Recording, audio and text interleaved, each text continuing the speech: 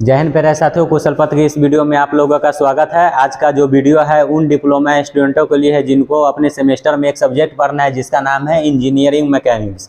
तो engineering mechanics जैसे हमारे सिविल के फर्स्ट सेमेस्टर वाले स्टूडेंट गए हैं सेकेंड सेमेस्टर में, और भी अदर ब्रांचेज है जिनको पढ़ना है इंजीनियरिंग मैकेनिक्स। तो ये जो हमारा सिलेबस होगा न्यू सिलेबस होगा। इससे पहले भी इंजीनियरिंग मैकेनिक्स पढ़ना पड़ता था तो वो हमारा ओल्ड सिलेबस था, लेकिन 2024 के अकॉर्डिंग हमारे एसबीटी ने न्यू एडमिशन वाले स्टूडेंटों के लिए न्यू सिलेबस पढ़ने के लिए बोला गया है। तो इसमें हम जो भी बताएंगे न्यू सिलेबस होगा। आज का जो वीडियो है हमारा इंट्रोडक्शन क्लास है जिसमें हम बताएंगे कि इसमें कितने यूनिट है। टोटल इसमें 5 यूनिट है, तो पांचों के बारे में डिस्कस करेंगे। ऐसा नहीं है कि उसका नाम बताकर आपको छोड़ देंगे, नहीं, उस यूनिट के अंदर क्या क्या टॉपिक है सबों के बारे में थोड़ा थोड़ा बताएंगे, क्योंकि पूरा बताना पूरा एक्सप्लेन करना यहाँ पॉसिबल नहीं है, जिसके कारण वीडियो लेक्चर भी लंबा हो जाएगा। तो जब यूनिट का स्टार्ट करेंगे, टॉपिक स्टार्ट करेंगे तो डिटेल जानेंगे, लेकिन उतना ओवरव्यू जरूर आपको दे देंगे, बता देंगे, जिसके मतलब ये चीज जानने के बाद आपको लगे कि आखिर ये सब्जेक्ट है क्या। तो यही हमारा इंट्रोडक्शन क्लास होता है। जो भी इसमें हम बताएंगे न्यू सिलेबस के अकॉर्डिंग है, ये भी बताएंगे कि क्या पोर्शन ऐड किए गए हैं, क्या पोर्शन हटाए गए हैं, जिसके कारण ये न्यू सिलेबस बन गया है। ज़्यादा चेंजेस नहीं है, मैक्सिमम चीज़ पुराने वालों से मैच करते आ रहा है। तो सबसे पहले हम यूनिट 1 से शुरुआत करते हैं, और यूनिट 1 शुरुआत करने से पहले हम आप लोगों को बताएंगे कि इंजीनियरिंग मैकेनिक्स है क्या। कोई भी सब्जेक्ट पढ़ने से पहले आप लोग उसके बारे में जानेंगे तब ना पढ़ाई करेंगे। अगर कोई फैकल्टी पूछ दे कि भाई क्या है इंजीनियरिंग मैकेनिक्स, तो आप कैसे बोल पाइएगा। तो देखिए मैं समझाने का कोशिश करता हूँ। मैं इंजीनियरिंग मैकेनिक्स होता है क्या। तो सबसे पहले हम लोग जानते हैं कि मैकेनिक्स क्या होता है। मैकेनिक्स MECHANICS, ये मैकेनिक्स है, एक हमारा ब्रांच का शाखा है, पार्ट है, जिसके अंदर हम लोग क्या स्टडी करते हैं, एनालिसिस करते हैं, क्या देखते हैं वो चीज़ बताते हैं। तो देखिए ये हमारा मान लीजिए कोई बॉडी हो गया, ठीक है, मान लीजिए पूरा सर्कुलर लेते हैं, ये हमारा कोई बॉडी हो गया। बॉडी पे हम कोई फोर्स लगाए, ये हमारा कोई एक्सटर्नल फोर्स हो गया। तो बॉडी पे फोर्स लगने से क्या होगा, मतलब मानिए कि ये हमारा पेन है, ठीक है, ये पेन ऐसे रखा हुआ है, तो इसके ऊपर हम यहाँ से फोर्स लगाए, तो इस फोर्स लगाने से क्या होगा। तो पहले बोलिएगा कि सर ये जो बॉडी यहाँ एक स्टेशन ए पे है, तो ये कुछ डिस्प्लेस करके यहाँ पे आ जाएगा, मतलब बी पॉइंट पे आ जाएगा, मतलब अपना स्थान चेंज कर देगा फोर्स लगने से। बेसिक बात है। दूसरा क्या हो सकता है कि सर ये एक बॉडी है, तो इस पर फोर्स लगने से ये अपना इसका शेप साइज चेंज हो सकता है। तो मान लेते हैं कि इसका शेप साइज कुछ इस प्रकार का हो गया, ठीक है, आफ्टर अप्लाइड द फोर्स लगाने के बाद। और क्या हो सकता है कि इसका शेप साइज चेंज हो गया, डिस्प्लेसमेंट चेंज हो गया। ये कुछ ऐसा भी हो सकता है कि बॉडी पर फोर्स लगाने के कारण इसी पॉइंट पे रोटेट करना चालू कर दे। तो ये सारी चीज़ इसके रिजल्ट को देखने मिलेगा जब हम इस पर फोर्स अप्लाइड करेंगे। तो किसी वस्तु पे फोर्स लगाने से उसमें क्या क्या परिवर्तन हुए, इसी चीज़ को एनालाइज करना, पढ़ना, ये हमारा मैकेनिक्स कहला जाता है। तो और यही चीज़ को हम जब इंजीनियरिंग में पढ़ते हैं तो वही हमारा इंजीनियरिंग मैकेनिक्स हो जाता है। तो मैं उम्मीद करता हूं कि आप लोग इस चीज़ को समझ पाए होंगे कि इंजीनियरिंग मैकेनिक्स है क्या। अगर कोई फैकल्टी आपसे पूछ दे तो आप इजीली पूर्वक इसका रिप्लाई कर सके। तो चलिए आगे की शुरुआत करते हैं। तो शुरुआत करेंगे अपने पहले यूनिट से जिसका नाम है मैकेनिक्स एंड फोर्स सिस्टम। तो देखिए मैकेनिक्स तो अभी समझा चुके हैं कि जो हम एनालाइज करेंगे, मतलब एनालिसिस करेंगे, फोर्स लगने पर क्या इफेक्ट आएगा, परिवर्तन आएगा, वही चीज़ देखेंगे। फोर्स सिस्टम कहने का मतलब यही कोई बॉडी है, इस पर बहुत सारा फोर्स लग गया, तो इस सारे फोर्स के कॉम्बिनेशन को क्या बोलते हैं, फोर्स सिस्टम। तो ये भी आप समझ चुके होंगे कि फोर्स सिस्टम क्या है। मतलब थोड़ा थोड़ा सब चीज़ समझाते जाएंगे जिसके आपको लगे कि नहीं ये चीज़ स्किप हुआ है। उसके बाद क्या है, पढ़ना है क्या है कि mechanics, applied mechanics, static, dynamic. Static क्या होता है, मान लीजिए कोई बॉडी है, तो ये बॉडी रेस्ट कंडीशन में, मतलब इसमें कोई भी मूवमेंट नहीं हो रहा है, तो ये हमारा स्टैटिक हो जाएगा। यही कोई बॉडी हमारा मोशन कर रहा है, जैसे पृथ्वी हमारा चारों ओर मोशन कर रहा है, तो ये हमारा डायनेमिक हो जाएगा। तो डायनेमिक में फोर्स अप्लाई किया जाता है, जैसे पेन रेस्ट में है तो हम इस पर फोर्स लगा दिए तो मोशन में आ गया, तो ये हमारा डायनेमिक हो गया। उसके आगे का पार्ट क्या है, स्पेस, टाइम, मास, पार्टिकल, बॉडी, रिजिड बॉडी। मतलब ये सब डेफिनेशन पढ़ना है कि पार्टिकल क्या होता है, मास क्या होता है, बॉडी क्या होता है। रिजिड बॉडी कहने का मतलब ये बॉडी है, इस पर कितना भी हम फोर्स लगा ले इसका शेप साइज चेंज नहीं होगा, मतलब कठोर है, बहुत जटिल है, तो ये हमारा रिजिड बॉडी हो जाएगा। उसके बाद क्या है, स्केलर एंड वेक्टर क्वांटिटी पढ़ना है, जो आप लोग मैथ में भी थोड़ा बहुत पढ़ेंगे। यूनिट ऑफ मेजरमेंट पढ़ना है, जब कोई चीज़ को मेजर करते हैं तो इसे यूनिट में शो किया जाता है। तो बहुत सारे हमारे पद्धति हो गए, यूनिट ऑफ सिस्टम हो गए, जैसे फुट पाउंड से केस, MKS, ये सारे ब्रिटिश हमारे मेजरमेंट यूनिट सिस्टम है, इसके बारे में पढ़ना है। और फंडामेंटल एंड डिराइव यूनिट, मतलब मौलिक मात्रा एंड व्युत्पन्न मात्रा के बारे में पढ़ना है। तो वो क्या होता है, मौलिक जो होता है स्वतंत्र होता है, अपने आप पे डिपेंड ही होता है, और वही हम डिराइव यूनिट की बात करें तो ये हमारे फंडामेंटल या किसी अन्य यूनिट पे डिपेंड होते हैं। तो इतना कुछ समझ चुके होंगे। आगे क्या है, फोर्स के बारे में पढ़ना है कि फोर्स क्या होता है। फोर्स वह होता है जो किसी वस्तु के मोशन ला दे, शेप को चेंज कर दे, ये सब बातें होती है। एक है representation as vector and by, मतलब थोड़ा मैं इसको ऊपर कर लेता हूँ। मतलब फोर्स के कैरेक्टर्स के बारे में पढ़ना है कि अगर कोई फोर्स लग रहा है तो उसके क्या क्या गुण होना चाहिए, कैरेक्टर्स के बारे में पढ़ना है। फोर्स सिस्टम एंड क्लासिफिकेशन, इसके बारे में पढ़ना है। एक यहाँ पे हमारा VVI टॉपिक रह जाता है, प्रिंसिपल ऑफ ट्रांजिबिलिटी एंड फोर्स। मान लीजिए प्रिंसिपल ऑफ ट्रांजिबिलिटी क्या कहता है कि मान लीजिए ये कि हमारा कोई बॉडी है, तो इस बॉडी पे कोई फोर्स लगा तो हम इस फोर्स को इसी डायरेक्शन में हम आगे कर सकते हैं। तो आगे कर सकते हैं तो इस तरीका से आगे इस फोर्स को करना है, पास करना है, जिसके इसमें कोई किसी भी प्रकार का चेंजिंग ना हो, जैसे बॉडी था वैसा ही रहे। तो इसको हम क्या बोलते हैं, प्रिंसिपल ऑफ ट्रांजिबिलिटी। तो ये चीज़ समझ चुके होंगे। उसके बाद क्या है, रिजोल्यूशन ऑफ फोर्स सिस्टम पढ़ना है। नॉन ऑर्थोग्राफिकल, मतलब इसमें हमारा 3 गो लॉ आता है। 3 गो लॉ कहने का मतलब क्या हो गया, ट्रायंगल लॉ हो गया, देखिए यहाँ पे लिखा हुआ है, ट्रायंगल लॉ हो गया, पैरेललोग्राम लॉ हो गया, पॉलीगन हो गया। ये आप लोगों को एग्जाम में पूछा जाता है कि ये ट्रायंगल लॉ क्या है, थोड़ा बहुत बताइए, और उसको एक्सप्लेन करना रहता है। तो ये सब चीज़ जान चुके होंगे। अब क्या है, स्टैटिक है, ग्राफिकल रिप्रेजेंटेशन, फोर्स डायग्राम, मतलब FVD पढ़ना है। मतलब मान लीजिए कि हम यहाँ पे आपको समझाते हैं, देखिए FVD कहने का मतलब ये हमारा कोई बॉडी है, इस पे हमारा कोई फोर्स लगा, तो इसको हम क्या, इस बॉडी को एक पॉइंट में जूम कर लेते हैं, यहाँ एक्स ऐसे ड्रॉ कर देते हैं, मान लेते हैं कि हमारा यहाँ पे इस सेम डायरेक्शन में ऐसे फोर्स लगा है। तो यही हमारा FVD ड्रॉ किया जाता है, फ्री बॉडी डायग्राम। ये सब सीखे होंगे। पैरेलल फोर्स सिस्टम, ये सब न्यूज़ टॉपिक है, न्यू टॉपिक ऐड किया गया है, जिसके कारण ये न्यू सिलेबस बन गया। तो इतना कुछ जानने के बाद आपको कुछ अनुमान लगा होगा कि यूनिट 1 में हम लोगों को क्या क्या पढ़ना है।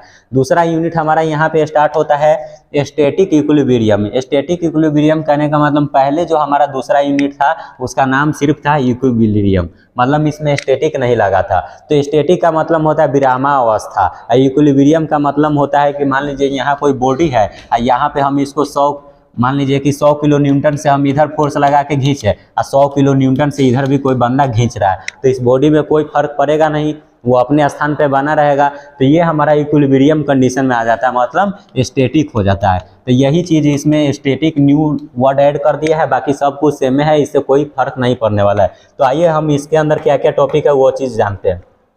इक्विलिब्रियम एंड इक्विलिब्रांट पढ़ना है, फ्री बॉडी डायग्राम FVD पढ़ना है, जो कि हम पीछे बताए हैं, शायद उसमें नहीं दिया होगा, हाँ उसमें नहीं है, मिस्टेक हो गया हमसे, क्योंकि इसमें ये चीज़ इसमें पढ़ना है। फ्री बॉडी डायग्राम, मान लो कोई बॉडी है, इसमें कोई फोर्स लग रहा है, तो इस बॉडी को पॉइंट मान कर इस फोर्स को जैसे था वैसे ही शो कर देना, यही हमारा फ्री बॉडी डायग्राम होता है। उसके बाद क्या है, एनालिटिक एंड ग्राफिकल कंडीशन, मतलब इक्विलिब्रियम, जैसे कोई हमारा बॉडी है तो इस पर कोई इधर से फोर्स लग रहा है, इसका सेल्फ वेट डाउन वेट कुछ लगता है, तो इसको ग्राफिकल रिप्रेजेंटेशन करना है, यही हमारा ग्राफिकल रिप्रेजेंटेशन ऑफ इक्विलिब्रियम हो जाता है। उसके बाद आगे का टॉपिक है equilibrium of force system and analytic, मतलब एनालिसिस करते कुछ हमारा फार्मूला रिजल्टेड ये सब आते हैं। उसके बाद देखिए एक लामिस थ्योरम पढ़ना है, ये काफ़ी बार एग्जाम में भी पूछा जाता है, सीधा डायरेक्ट 4 या 6 मार्क में आपसे कहेगा एक्सप्लेन लामिस थ्योरम। तो इसको हम काफ़ी डिटेली में पढ़ाएंगे। टाइप्स ऑफ बीम पढ़ना है। बीम कहने का मतलब हमारे 6 प्रकार के बीम होते हैं, डिटर्मिनेंट और इनडिटर्मिनेंट होते हैं। उन दोनों के टाइप पे बीम को हमारा मतलब क्लासिफिकेशन किया गया है। तो बीम में जैसे हो गया फिक्स बीम, जिसका एक सिरा फिक्स हो दूसरा फ्री हो, कंटिन्यूअस बीम हो गया, सिंपली सपोर्टेड बीम हो गया, ओवर हैंगिंग बीम हो गया, प्रॉपर कैंटिलीवर बीम हो गया। ये सारे के बारे में एकदम इजी टॉपिक है, ये सारी चीज़ एकदम इजी तरीका से आप लोगों को बताएंगे। उसके बाद बीम के बाद सपोर्ट पढ़ना है कि कितने सपोर्ट होते हैं। अगर मान लीजिए बीम है तो उसको कुछ सपोर्ट चाहिए, तो रोलर सपोर्ट, हिंज सपोर्ट, ये सारे सपोर्ट के बारे में पढ़ेंगे। उसके बाद beam reaction, simply supported beam subjected to vertical load. मान लीजिए कि सिंपली सपोर्टेड बीम कैसा होता है, कुछ मैं यहाँ पे बता देता हूँ। मान लीजिए ये हमारा कोई बीम है, बीम पे एक हमारा रोलर सपोर्ट है, एक हमारा हिंज सपोर्ट है, ये हमारा सिंपली सपोर्टेड हो गया। तो इस पे हम कोई मान लीजिए कि लोड लगा दिया, मान लीजिए बीम है बैठने वाला, इस पे कोई मनुष्य बैठ गया, तो इसके कारण इसमें क्या क्या रिएक्शन आएगा, मतलब यहाँ पे एक RA होगा, एक RB होगा। तो इसके फोर्स लगने पर क्या क्या बीम रिएक्शन करेगा, कौन दो रिएक्शन निकालना, इसमें सिखाएंगे। तो ये चीज़ इसमें थोड़ा न्यूमेरिकल पार्ट भी आ जाता है लास्ट में। तो दूसरा यूनिट यहाँ पे हमारा कंप्लीट होता है, मतलब समझ चुके होंगे कि क्या क्या चीज़ होता है। तीसरा है हमारा फ्रिक्शन। फ्रिक्शन काफ़ी ज़्यादा इंपॉर्टेंट यूनिट है, आपके एग्जाम में डायरेक्ट यहाँ से 6 या 4 मार्क में क्वेश्चन आते हैं। 6 मार्क में आपके नंबरिकल आते हैं और 4 मार्क में थ्योरी आते हैं। काफ़ी इजी है और इजी तरीका से पूछा जाता है एग्जाम में, अगर पढ़िएगा तो बहुत ही मज़ेदार सब्जेक्ट है। फ्रिक्शन कहने का मतलब होता है हमारा घर्षण।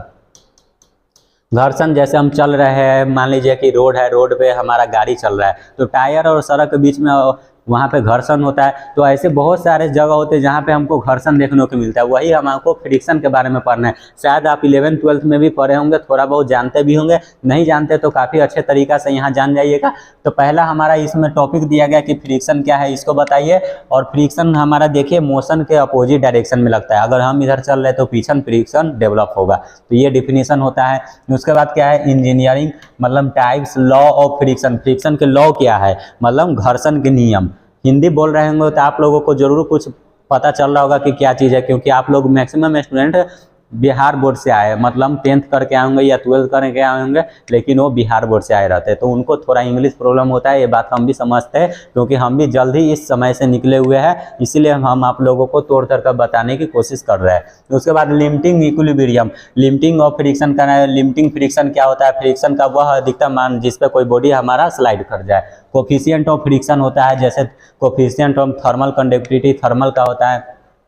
एंगल ऑफ फ्रिक्शन होता है, जिस एंगल पे हमारा कोई बॉडी स्लाइड कर जाए। मान लीजिए कि ये ऐसे कोई बॉडी है, मतलब यहाँ कुछ एंगल बताइए, इस पे बॉडी पे रखे तो नहीं स्लाइड किया, जैसे बढ़ाएंगे तो बॉडी स्लाइड कर जाएगा, तो वही हमारा एंगल ऑफ फ्रिक्शन हो जाता है। उसके बाद क्या, कोफिशिएंट ऑफ फ्रिक्शन पढ़ना है, एंगल ऑफ फ्रिक्शन ये सब पढ़ना है। ये सब आपके डायरेक्ट 4 या 6 मार्क में पूछे जाते हैं, और ये काफ़ी ज़्यादा इंपॉर्टेंट टॉपिक भी रहता है, जितना भी coefficient of friction, angle of friction बताया है। उसके बाद क्या है, इंक्लाइंड टू प्लेन पढ़ना है, equilibrium of bodies and level subjected to force parallel. जब हमारे कोई बॉडी पे पैरेलल या इंक्लाइंड फोर्स लगते हैं तो उस समय कैसा फ्रिक्शन, ये सारी बातें जानना है। Equilibrium of body, inclined plane subjected to, मान लीजिए कि इंक्लाइंड प्लेन कहने का मतलब क्या है, ये हमारा सरफेस हो गया, ये इंक्लाइंड प्लेन हो गया, यहाँ पे कोई बॉडी रखा है, तो ये बॉडी इंक्लाइंड प्लेन पे है, तो इसका खुद का वेट होगा, एक नॉर्मल रिएक्शन लगेगा, इधर स्लाइड कर रहा है तो फ्रिक्शन इधर डेवलप हो। ये सारी सिचुएशन में, ऐसे कंडीशन में फ्रिक्शन को हमको वहाँ पे पढ़ना है। इस पर न्यूमेरिकल आपके सीधा 6 मार्क में पूछे जाते हैं। तो फ्रिक्शन समझ चुके होंगे कि ये यूनिट क्या है। चौथा हमारा आता है सेंट्रॉइड। क्या है centroid, centre of gravity and movement of inertia. देखिए पहले इसमें न्यू ऐड क्या किया गया है, उसको अंडरलाइन करते हैं, मूवमेंट ऑफ इनर्शिया। पहले आप लोगों को पुराने सिलेबस में इतना ही पोर्शन पढ़ने के लिए दिया जाता था, यहाँ पे centroid and CG, centroid of gravity इतना ही था, लेकिन मूवमेंट ऑफ इनर्शिया ऐड कर दिया गया। मूवमेंट ऑफ इनर्शिया कब आप पढ़ते, जैसे सिविल वाले जाते 3rd सेम में, तो उन लोगों को एक सब्जेक्ट आता है MOS, mechanics of structure, mechanics of material, वही नाम है मॉम। तो मॉस आता है तो उन लोगों को वो सब्जेक्ट पढ़ना पड़ता है, उसमें पहला ही यूनिट है मॉस का कि मूवमेंट ऑफ इनर्शिया। तो मूवमेंट ऑफ इनर्शिया तभी निकलता है जब आप किसी बॉडी का सीजी यानी centroid and centre of gravity निकाल लीजिएगा। तो वहाँ पे क्या किया गया था, तो पुराने सिलेबस में उतना ही पार्ट को पढ़ना था, लेकिन न्यू सिलेबस में ये मूवमेंट ऑफ इनर्शिया ऐड कर दिया, क्योंकि सेंट्रॉइड के जस्ट बाद हम मूवमेंट ऑफ इनर्शिया निकाल सकते हैं। अगर आप मूवमेंट ऑफ इनर्शिया निकालने जाइएगा तो वहाँ पे पहले आपको सेंट्रॉइड निकालना पड़ेगा। तो वो चीज़ अलग अलग बुक में था, अलग अलग सेमेस्टर में था, इसीलिए इस चीज़ को एक ही साथ इसलिए रख दिया क्योंकि इसके जस्ट बाद वाला प्रोसेस है मूवमेंट ऑफ इनर्शिया निकालने का। जैसे आप सीजी निकाल ले तो मूवमेंट ऑफ इनर्शिया ईजी पूर्वक निकल जाएगा, मात्र एक फार्मूला लगाने पर। यही हमारा न्यू चेंजेस है। तो आप लोगों को भी फील कर रहे होंगे कि सिलेबस कैसे चेंज हो गया। उसके बाद देखें इसमें क्या क्या पढ़ना है, इंट्रोडक्शन टू सेंट्रॉइड पढ़ना है। मान लीजिए कोई बॉडी है तो इसका खुद का सेंट्रॉइड होगा, तो इसी को सीजी बोला जाता है, ये सब बातें पढ़ना है। सेंटर ऑफ ग्रेविटी पढ़ना है, मान लीजिए कोई बॉडी है तो उसका खुद का वजन धरती ग्रेविटी के कारण लगता है, तो ये सीजी से लगता है, ये सब बातें जानते होंगे। उसके बाद क्या है, सेंट्रॉइड ऑफ जियोमेट्रिकल प्लेन, मतलब बहुत सारे फिगर आपको दिए जाएंगे, जियोमेट्रिकल शेप दिए जाएंगे, उनका सेंट्रॉइड निकालना पड़ता है। जैसे मान लीजिए ट्रायंगल है तो इसका सेंट्रॉइड कहाँ पे होगा, रेक्टेंगल है, स्क्वायर है, सर मतलब बहुत सारे ऐसे फिगर दिए जाएंगे जिसका आपको सेंटर ऑफ ग्रेविटी निकालना पड़ता है। तो ये सब बातें आप लोगों को न्यूमेरिकल में भी पूछा जाता है, 6 मार्क के सीधा न्यूमेरिकल पूछते, कोई चैनल सेक्शन दे देगा इस टाइप का, कहेगा इसका सेंट्रॉइड कहाँ है, तो उसको एज्यूम नहीं करना पड़ता है, आपको न्यूमेरिकल सॉल्व करने के बाद ही आप x बार y बार का मान निकाल कर इसको बना पाते हैं। तो यहाँ से भी आपको डायरेक्ट एग्जाम में 6 मार्क के आपका सब्जेक्टिव मतलब थ्योरी क्वेश्चन पूछे जाते हैं। तो यही सब है, जियोमेट्रिकल बहुत सारे फिगर दिए रहेंगे, उसका CG निकालना पड़ेगा। तो आइए आप अपने अंतिम और लास्ट यूनिट पे डिस्कशन करते हैं, जिसका नाम है, 5वां नाम है simple lifting machine. Simple lifting machine कहने का मतलब कि जैसे लिफ्टिंग मशीन, लिफ्टिंग करने का मतलब एक जगह से दूसरे जगह कोई भी वस्तु को लिफ्ट करने वाला, यही हमारा सिंपल ऑफ लिफ्टिंग मशीन कहलाता है। तो इसमें बेसिकली हमको पहले क्या पढ़ना है कि सिंपल लिफ्टिंग मशीन क्या होता है, उसके बाद लोड के बारे में पढ़ना है। जैसे मान लीजिए कोई लिफ्टिंग मशीन है तो कोई वस्तु को लिफ्ट करता होगा तो उसका लोड कितना है, लोड के बारे में पढ़ना है। अगर उस वस्तु को लिफ्टिंग करने के लिए, लिफ्ट करने के लिए कितना एफर्ट लगाना पड़ता है, उस एफर्ट के बारे में पढ़ना है। मैकेनिकल एडवांटेज मतलब उस सिंपल लिफ्टिंग मशीन के एडवांटेज पढ़ना है, एप्लीकेशन पढ़ना है, कहाँ कहाँ यूज होता है, डिसएडवांटेज भी पढ़ना होगा, वेलोसिटी रेशियो पढ़ना है, इफिशियंसी पढ़ना है, मशीन लॉ ऑफ मशीन पढ़ना है, ये सारी चीज़ें पढ़ना है। इसमें देखिए जितना मशीन का एफिशिएंसी ज़्यादा होगा मशीन उतना अच्छा से वर्क करेगा, ये सब बातें होती है।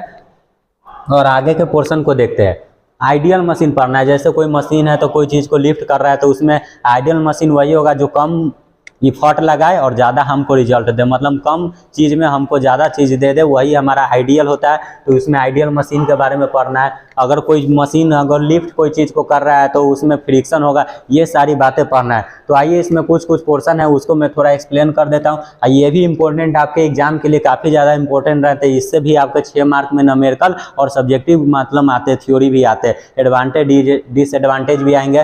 तो देखिए पहला क्या है, velocity ratio of simple axle, मतलब बहुत सारे ऐसे लिफ्टिंग मशीन है। जैसे आप देखे होंगे ट्रांसमिक्स कन्वेयर बेल्ट, जैसे यहाँ पे एक व्हील लगा होता है, यहाँ पे व्हील लगा होता है, यहाँ पे कन्वेयर बेल्ट रहता है, यहाँ पे कोई हमारा वस्तु रखा जाता है, इसको यहाँ पे लिफ्ट करके, मतलब ये सब इंडस्ट्रियल में जाएंगे तो इंडस्ट्री में जाएंगे तो ये सब देखने को मिलेगा। बहुत सारे लिफ्टिंग मशीन है, सबको बारे में जानना है, उसका वर्किंग के बारे में जानना है, उसका डायग्राम बनाना है, उसके ऊपर न्यूमेरिकल भी दिए जाएंगे। तो ऐसे सिंपल एक्सियल मशीन हो गया, डबल परचेस मशीन हो गया, double phrase crab winch crab हो गया, स्क्रू जैक हो गया। जैसे गाड़ी 4 चक्का 4 व्हीलर हो गया जो पंक्चर हो जाते हैं तो उसके नीचे एक ऐसा स्क्रू गेज लगा कर और रड से ऐसे ऐसे नचाते जिसके कारण गाड़ी ऊपर उड़ जाता है, चक्का को निकाल लेते। उस स्क्रू गेज के बारे में पढ़ना है, उसका डायग्राम भी पूछा जाता है, ये सब बारे में पढ़ना है। और इसका न्यूमेरिकल पढ़ना है, इसका एडवांटेज डिसएडवांटेज, ये सारी चीज़ एप्लीकेशन, ये सारे मशीन के बारे में पढ़ना है। तो मैं उम्मीद करता हूँ कि ये सब बातें आप लोग समझ चुके होंगे। और इस यूनिट में कितने सारे यूनिट है, वो यूनिट का मतलब क्या है,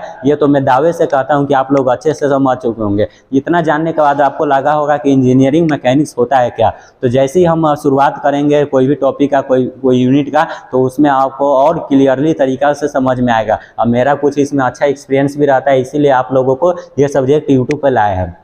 तो इस सब्जेक्ट को अपने दोस्तों तक वीडियो को ज़्यादा से ज़्यादा शेयर करें ताकि उन लोगों को भी ये इन्फॉर्मेशन पता चले। और ऐसी वीडियो आप लोगों के लिए चैनल पे लाते रहेंगे, क्योंकि पहले ही हम आप लोगों को बोले हैं कि पढ़ाई के साथ मोटिवेशनल के साथ गाइडेंस, ये सारे वीडियो आप लोगों को यहाँ पे मिलते रहेंगे। तो इस वीडियो को आप ज़्यादा से ज़्यादा सपोर्ट करें और हमारे चैनल को ज़रूर सब्सक्राइब करें ताकि हमें भी अच्छा लगे आपके लिए ऐसे ऐसे हेल्पफुल वीडियो लाने के लिए।